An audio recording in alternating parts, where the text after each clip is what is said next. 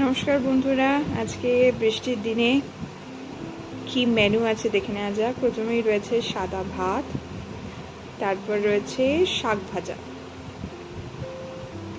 এটা হচ্ছে লাল শাক ভাজা, পেঁয়াজ আর রসুন দিয়ে হালকা করে নেড়ে নিলেই ভীষণ সুস্বাদু খেতে লাগে।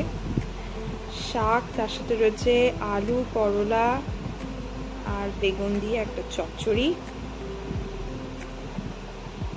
দুর্দান্ত খাবার।